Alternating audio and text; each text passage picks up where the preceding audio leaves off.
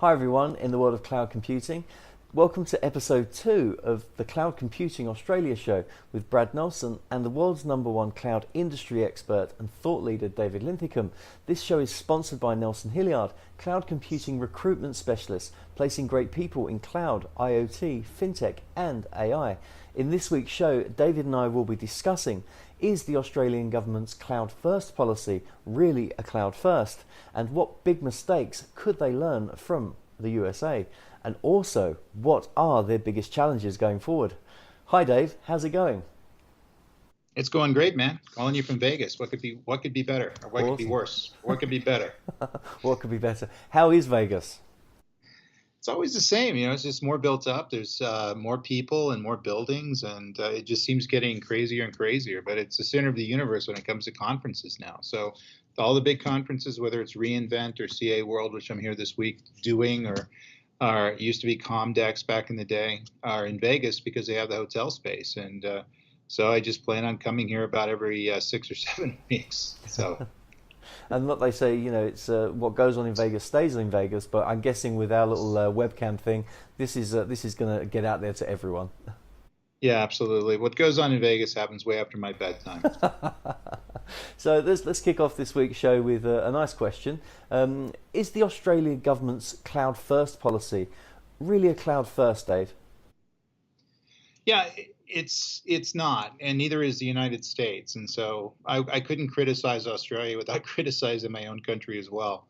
But the reality is that governments that really steered aggressively toward cloud computing a few years ago and announcing that they were going to do, cloud computing as cloud first. In other words, they're going to choose cloud platforms over and above traditional platforms, have really been underwhelming in terms of performance. And what happened, back in 2008 and 2009 in the United States, Vivek Kundra, who was CIO of the United States, declared a cloud first policy, and that's where we're going to move to, things like that.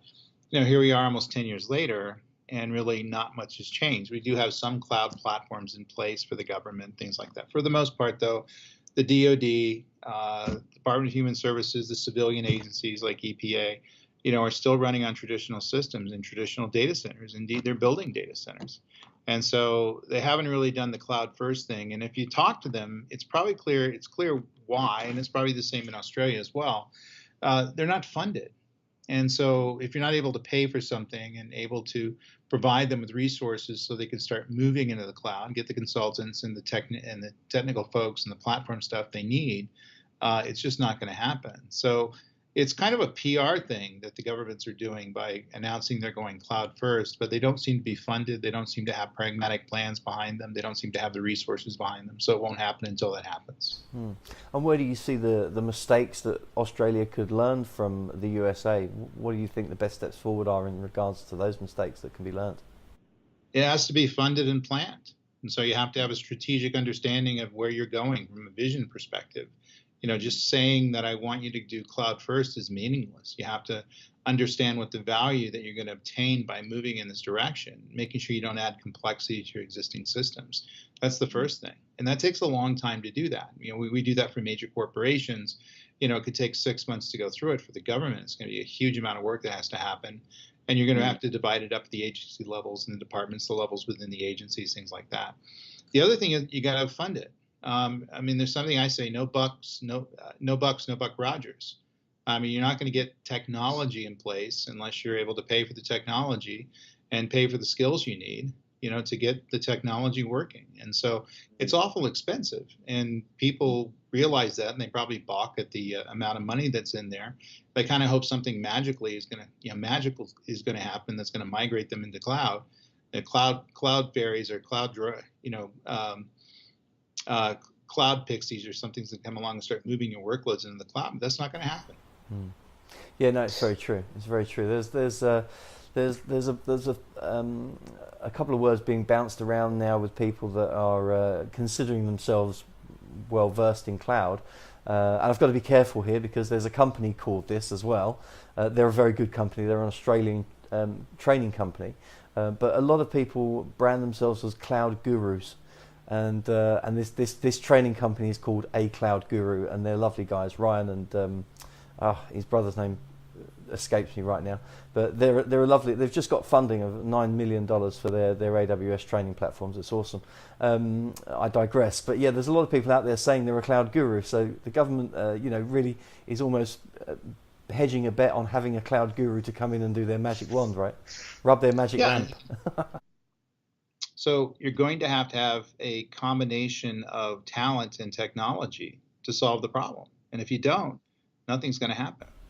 Yeah, very true. Other than strategy and funding, what are the biggest challenges do you see for the Australian government moving forward into a more of a cloud environment? I think it's going to be the technopolitics. And I've run into it in Australia and I've run into it all over the world. The fact of the matter is that you're dealing with human beings that have their own perceptions and perspective as what cloud computing is and what it does. Some of them think it's inherently evil and dangerous, and some people think it's probably oversold, and they put too much faith and confidence in it. And so we're people in the middle. And so as I'm working with governments and working with enterprises, I find that the people aspect of it and the politics aspect of it is probably the hardest thing to get through. So it's one thing to do a plan, and it's another thing to implement the plan where you have to use people's budgets and convince other people that you're doing the right thing and get people to sign off on it.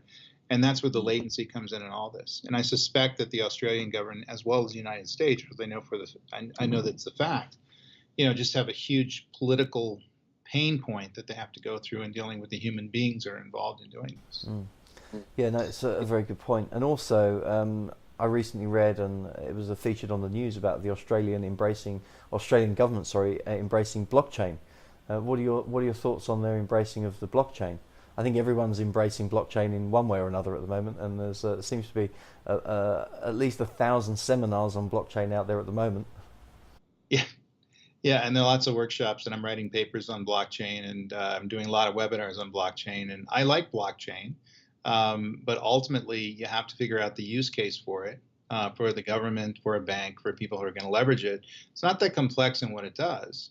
And it does replace some very arcane and very inefficient technology, very much like cloud computing.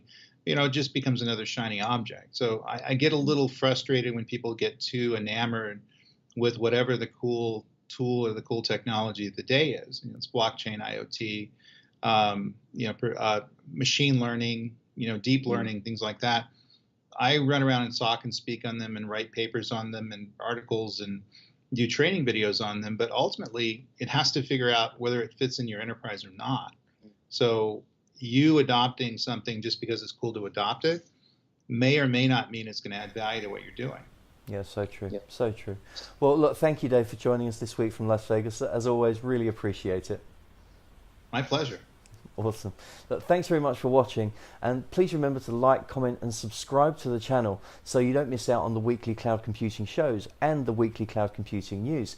You can also reach us on @David Linthicum and @Nelson Hilliard, or should I say Nelson_Hilliard on Twitter. Thanks again for watching, and stay tuned for next week's show.